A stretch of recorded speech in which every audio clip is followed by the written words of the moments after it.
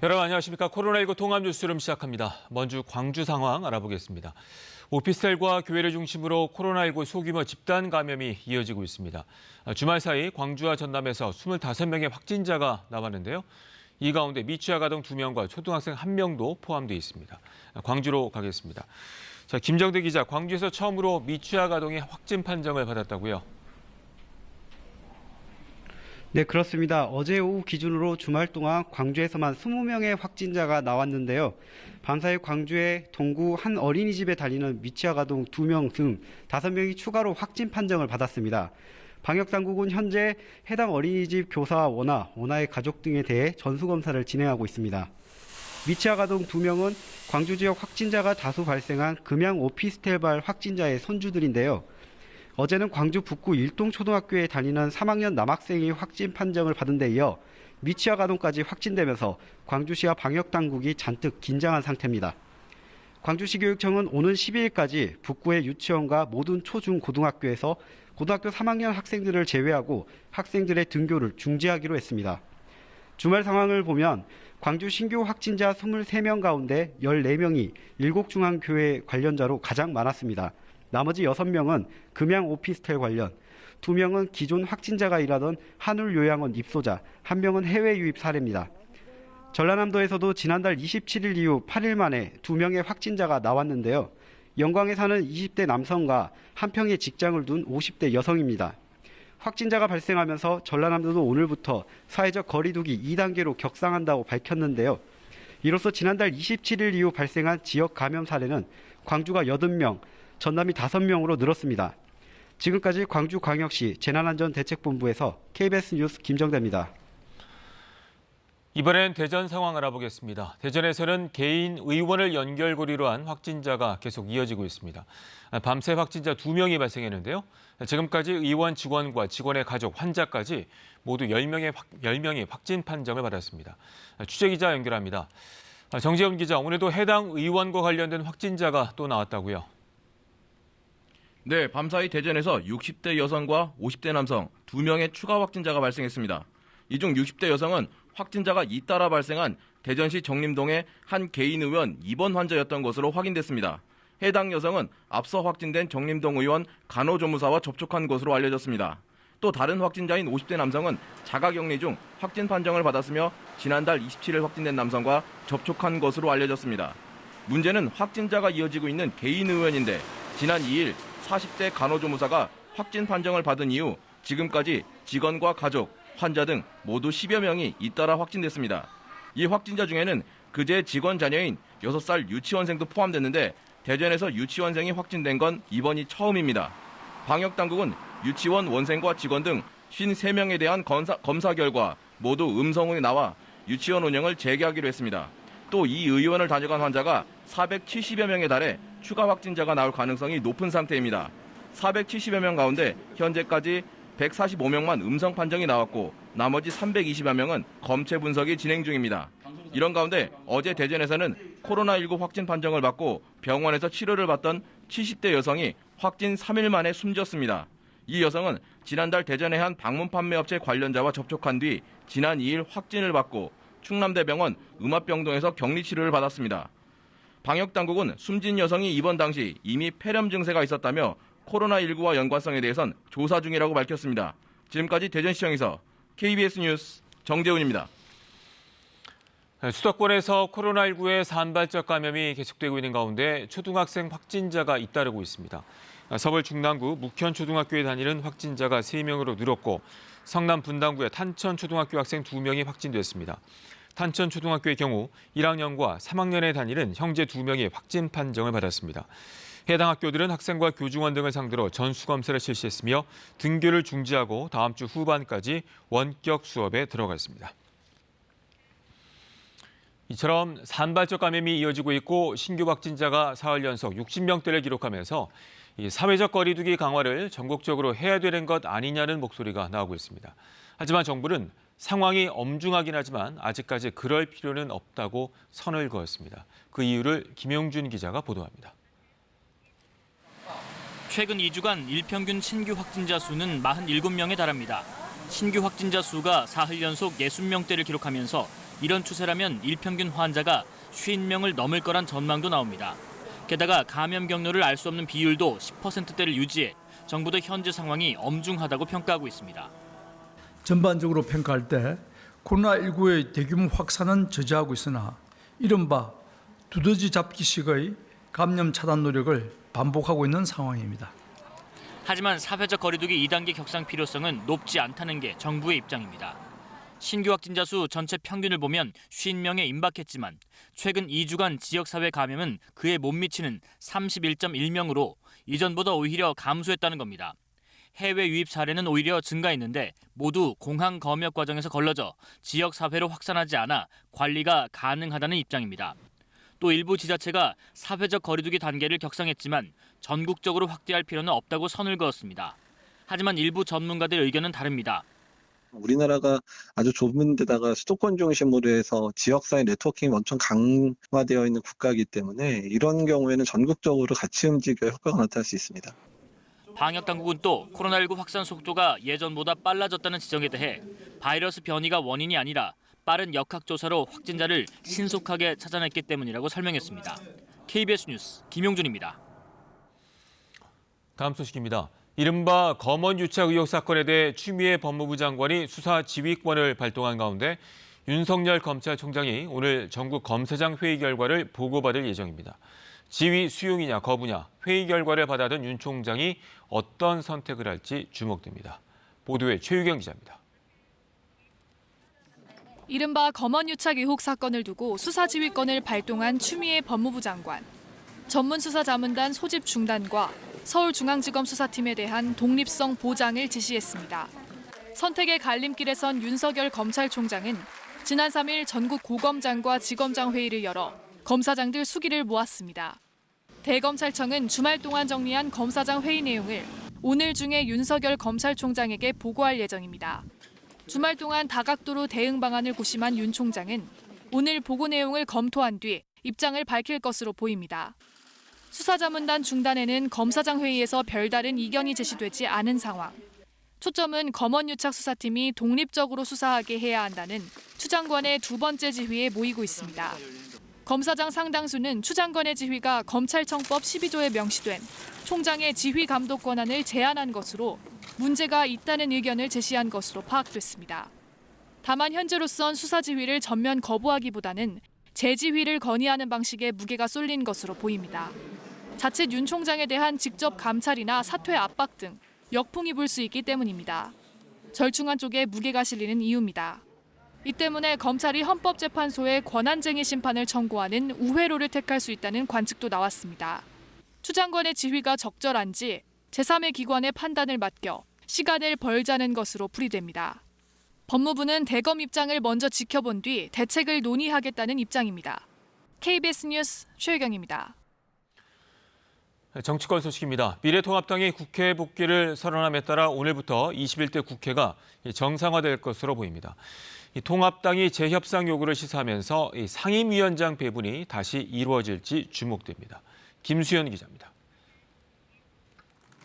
미래통합당은 우선 상임위원회에 강제 배정됐던 자당 의원들을 다시 배정하는 보임계를 오늘쯤 국회의장에게 제출할 예정입니다. 주호영 원내대표는 박지원 국정원장, 이인영 통일부 장관 내정자에 대한 인사청문회도 진행할 것이라고 말했습니다. 다만 국정원장 인사청문회는 공석인 통합당 몫의 국회 부의장이 선출되고 정보위원회가 구성돼야 가능한 상황입니다. 관심은 현재 17개 상임위원장을 민주당이 모두 차지한 상황에서 통합당의 입장 변화 여부입니다. 이렇게 한다고 하면 받을 의향 있으십니까? 그건 저희들을 농락하는 이야기죠. 시혜적인 상임위원장을 받아서 제대로 저지도 못하면서 마치 공동으로 국회를 운영하는 듯한 그런 모습은 보이지 않겠다. 어제 국회 복귀를 선언하면서는 재협상 요구를 시사했습니다. 17개 상임위원장 독식한 그런 원 구성에 대해서 잘못된 원 구성에 대해서 다시 한번 원 구성을 정상화시키기 위한 그런 협상을 민주당도 재배분 요청을 한다면 충분히 논의하겠다. 가능성은 열려 있다는 입장입니다. 혹시 상임위원장 재배분에 그런 얘기는 없었습니다. 21대 국회는 아직 개원식도 못하고 있습니다. KBS 뉴스 김수연입니다. 대한철인 삼정협회가 오늘 스포츠 공정위원회를 열어 고 최숙현 선수 사건의 가해자들로 지목된 감독과 선수들에 대한 징계를 결정할 예정입니다. 이 자리에서 최대 영구제명의 징계까지 내려질 가능성도 있습니다. 한편 오늘 국회에선 고 최숙현 선수의 동료이기도 한 추가 피해자 2명이 오전 중 기자회견을 갖고 폭행, 폭언 등 자신들이 직접 당했던 가혹행위를 밝힐 예정입니다. 지난 주말 외국인들이 해운대 해수욕장 주변에서 폭죽을 쏘며 난동을 부렸습니다. 이들은 마스크도 착용하지 않고 사회적 거리두기도 지키지 않아 불안을 느낀 시민들의 신고가 이어졌는데요. 문제점을 정민규 기자가 취재했습니다. 해운대 해수욕장 인근 거리. 수많은 외국인들이 몰려다니며 폭죽을 쏘아댑니다. 사방에서 발사하는 폭죽에 거리가 희뿌연 연기로 가득 찼습니다. 해변 주변 건물을 향해 심지어 행인들에게도 폭죽을 쏴 하마터면 인명피해로 이어질 뻔했습니다. 같이 때를 지을 수 있으니까 폭죽을 쏘고 하니까 술을 먹고 조금 난폭하게 하니까 좀 말도 못하고 그랬어요. 외국인들의 폭죽 난동에 경찰에 위험을 호소하는 신고만 70건 넘게 접수됐습니다. 경찰이 현장에 출동해 해산을 시도했지만 역부족. 일부는 아랑곳하지 않고 폭죽을 쏘아댔습니다. 이 과정에서 경찰 제지를 뿌리치고 폭죽을 터뜨린 뒤 달아난 20대 미군 1명은 경찰에 연행된 뒤 경범죄 처벌법 위반 혐의를 통보받고 풀려났습니다. 경찰은 이들 대부분이 미국 독립기념일을 맞아 휴가를 나온 미군으로 추정하고 있습니다. 특히 이들은 마스크를 쓰지 않는 등 사회적 거리두기를 전혀 지키지 않았습니다. 폭죽 난동이 벌어진 다음 날 해수욕장을 찾아봤습니다. 해변을 찾은 외국인 상당수는 마스크를 착용하지 않고 거리두기에도 무관심합니다. 시청과 구청 직원들은 이렇게 마스크 착용과 사회적 거리두기를 안내하는 영어 홍보물을 든 채 하루 종일 해변을 누벼야 했습니다.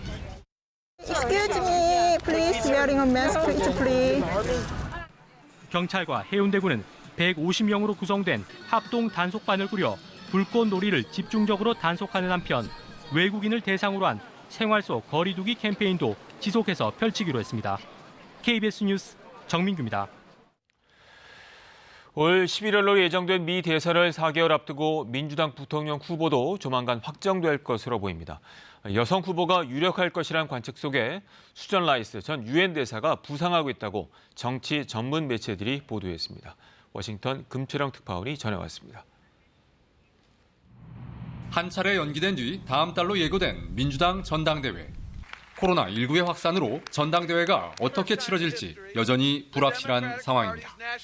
하지만 미 대선 자체가 4개월 앞으로 다가온 만큼 대통령 후보로 사실상 확정된 바이든 전 부통령의 러닝메이트가 누가 될지 관심이 모아지고 있습니다. 뉴스위크와 정치 전문 매체 힐은 여성 후보들이 유력하며 그 가운데 수전 라이스 전 유엔 대사가 부상하고 있다고 전했습니다. 라이스 전 대사는 오바마 행정부에서 국가안보보좌관으로도 일하며 북핵 문제를 다루기도 했습니다. 최근엔 트럼프 대통령에 대한 공세를 강화하고 있습니다. We have work to do to unite it, and this president could care less. We need new leadership. 코로나19의 미국 내 재확산 국면 속에서 경제 정상화를 밀어붙이고 있는 트럼프 대통령은 여전히 별 문제가 없다는 입장입니다. 보건당국자들이 잘못된 방향으로 가고 있다며 우려를 표명하고 있는 것과 정반대 행보입니다. 독립기념일 행사에선 미국에서 검사를 많이 해 확진자가 많은 것이라면서 확진자 대부분도 괜찮다고 했습니다. Now we have tested almost 40 million people. By so doing, we show cases, 99% of which are totally harmless.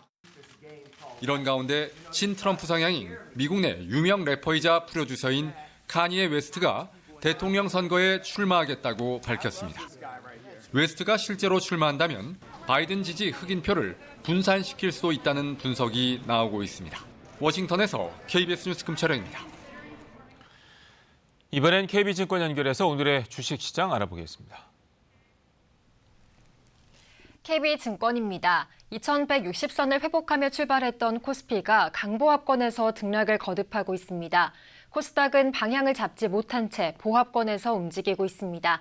이 시각 현재 코스피는 10.43포인트 상승한 2162.84에 코스닥은 1.56포인트 오른 753.74에 거래되고 있습니다. 지난 주말 미국 증시가 독립기념일을 맞아 휴장한 가운데 코스피는 개인과 기관의 동반 매수에 소폭 오름세를 나타내고 있습니다. 카카오가 코로나19 재확산 우려 속에 반사이익 기대감이 제기되며 사상 처음으로 30만 원 선을 넘어섰고 SK바이오팜은 상장 이후 3거래일째 급등세를 이어가고 있습니다. 또 NC소프트는 52주 신고가를 경신하며 LG생활건강을 제치고 시가총액 9위에 올라섰습니다. 코스닥 시장 살펴보면 컴투스는 2분기 호실적 기대감에 52주 신고가를 경신했습니다. 이 시각 현재 달러화에 대한 원화 환율은 1,197원 30전에 거래되고 있습니다. 지금까지 KB증권이었습니다.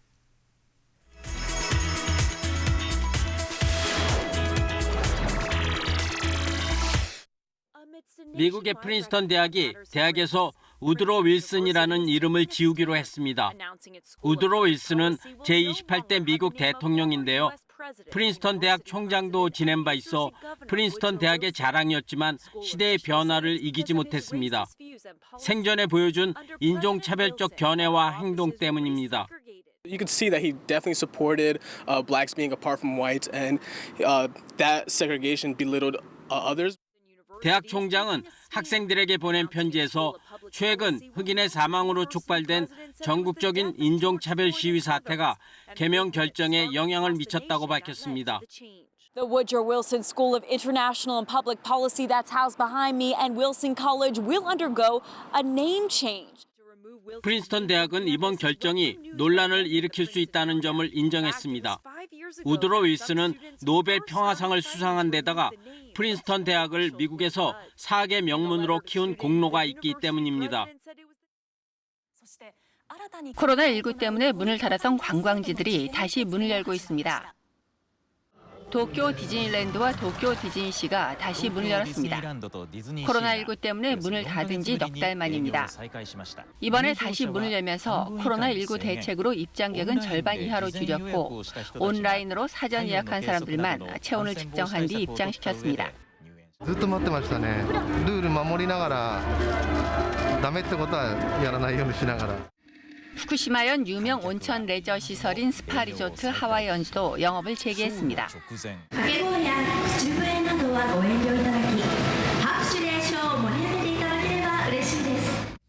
오랜만에 관객들은 화려한 댄스를 마음껏 즐겼습니다. 군마현과 후쿠시마현에 걸쳐 있는 오제 국립공원도 입산이 허용됐습니다. 最高です。で、なんか自粛解除後で嬉しいですね。 이 산장은 6명이 사용하던 방 인원을 절반으로 줄였고 생태계 보호를 위해 금지했던 비누도 설치했습니다. 중국 하이난다오는 시장 개방과 무역, 투자 자유화가 실현되는 자유무역한 건설을 추진 중인데요. 이달부터는 면세 정책을 조정해 면세 품목을 늘리고 한도도 대폭 완화했습니다. 하이커우 시내에 위치한 한 면세점입니다. 오전 10시 영업 시작과 동시에 일부 매장 앞이 사람들로 북적입니다. 여행을 준비 중인 하이난 주민 천 씨는 일반 시중가보다 2,000위안이나 저렴한 8,600위안의 스마트폰 한 대를 구매했습니다. 就是很便宜，就是免税的话是很便宜，就很便宜的很多。 조정된 면세 정책으로 기존의 38종이었던 면세 품목이 45종으로 늘었습니다. 늘어난 품목엔 휴대전화, 태블릿 PC 등 전자제품과 주류 등 7종이 포함됐습니다. 1인당 면세 혜택 한도도 연간 3만 위안에서 3배 이상 늘어난 10만 위안, 우리 돈 1,700만 원까지 늘었습니다. 화장품과 휴대전화, 주류 3개 품목을 제외하고 다른 면세품에 대해서는 1회 구매 수량 제한도 없앴습니다. 또 단일 제품 구매 한도액 8,000위안 규정도 사라졌습니다. 하이난의 이번 면세 한도 완화 조치는 조정된 정책을 발표한 지 한 달 만에 전격 시행됐습니다. 프랑스의 유명한 보발동물원에 경사가 났는데요. 바로 첫 새끼 하마의 탄생입니다. 프랑스 중부에 위치한 보발동물원. 눈을 동그랗게 뜨고 어미 하마를 따라 열심히 헤엄을 치고 있는 새끼 하마입니다. 새끼 하마는 태어나자마자 수영을 할 수 있는데요. 관람객들은 귀여운 새끼 하마의 모습에 반해 눈을 떼지 못합니다. C'est un événement qui est quand même assez exceptionnel, oui, d'avoir un petit hippo chez nous et en zoo en général. 암컷 새끼 하마의 이름은 글로리아로 동물원 관계자들은 다행히 어미 하마의 출산 장면을 지켜볼 수 있었습니다. C'est une grande chance d'assister à la naissance, surtout quand on sait que les hippos, la plupart des naissances ont lieu la nuit. 어미 하마는 이번이 첫 출산으로 새끼를 애지중지하며 잘 돌보고 있는데요. 보발동물원 측은 이곳에서 최초로 태어난 하마의 안전을 위해 어미와 새끼만을 위한 서식처를 새로 만들었다고 밝혔습니다. KBS 월드뉴스입니다. 한 지자체가 자가격리자에게 전화해서 증상을 확인하던 일을 AI에게 맡기는 실험을 했습니다. 결과는 어땠을까요? 오규정 기자가 취재했습니다. 검사와 상담, 감염 의심 환자 확인까지 방역 일선 공무원들은 몸이 10개라도 모자랍니다.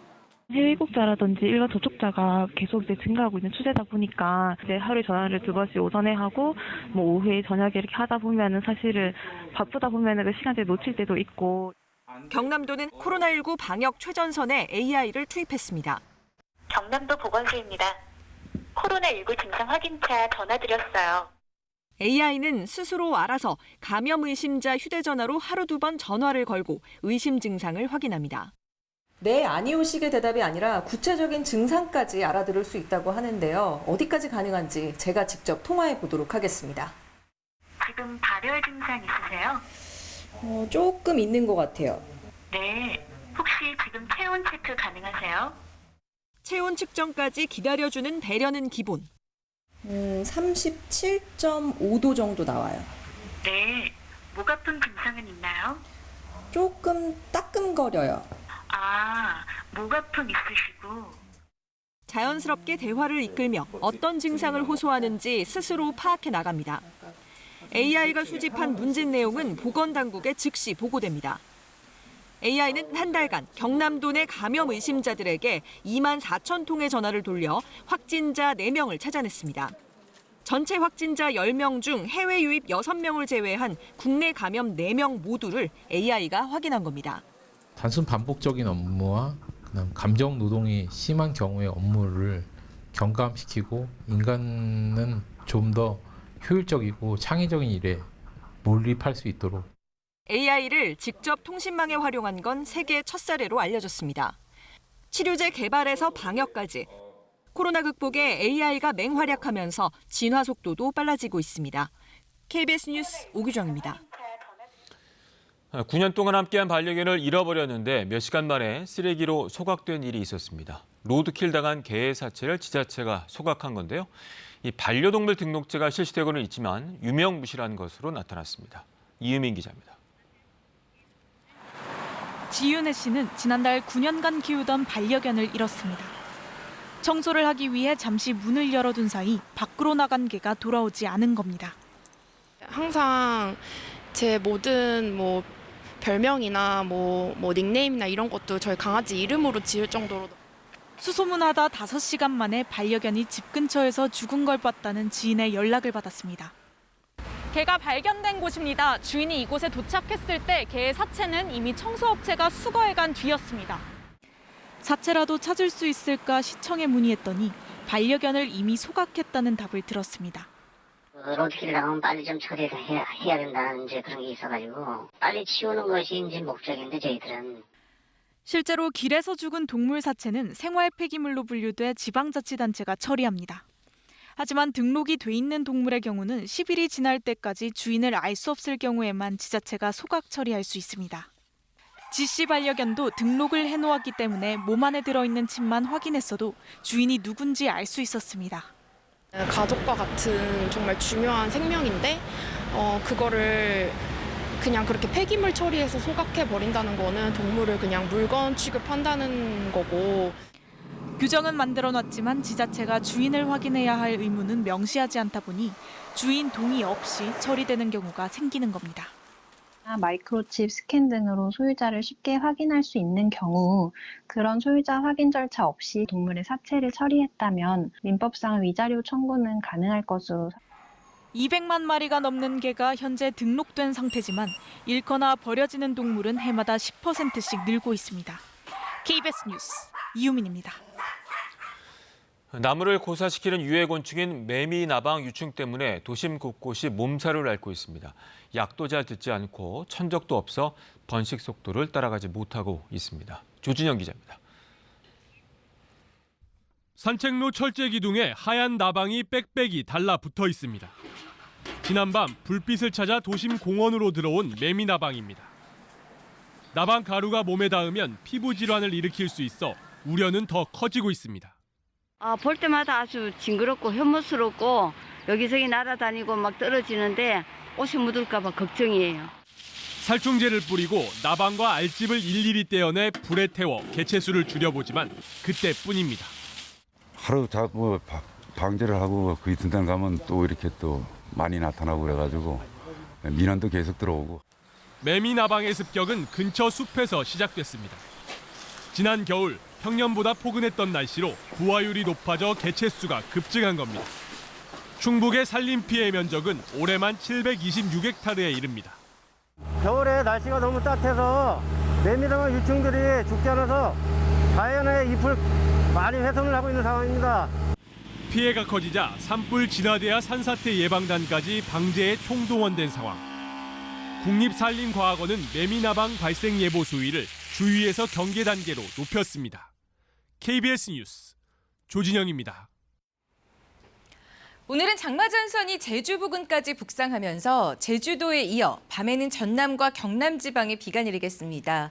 또 오후부터 밤 사이에는 내륙을 중심으로 소나기가 오는 곳이 있겠는데요. 오늘 예상되는 비의 양은 제주에 30에서 80mm로 꽤 많겠고 전남과 경남에 5에서 20mm 정도입니다. 또 강원 영서와 충청 내륙, 전북 동부와 경북 북부 내륙 지역에는 5에서 40mm의 소나기가 쏟아지겠습니다. 이번 주는 대기가 매우 불안정해 내일과 모레, 글피까지 소나기가 오는 곳이 많겠고요. 금요일부터 전국에 본격적으로 장맛비가 내리겠습니다. 제주도의 비는 가늘어지면서 호우주의보는 모두 해제됐습니다. 제주의 비는 낮 동안 소강 상태를 보이다가 밤부터 다시 강해지겠습니다. 낮 기온은 서울 30도, 춘천이 31도로 어제보다 1도에서 3도 높아 덥겠습니다. 날씨 전해 들었습니다. 코로나19 통합 뉴스룸은 잠시 뒤 11시에 이어집니다. 고맙습니다.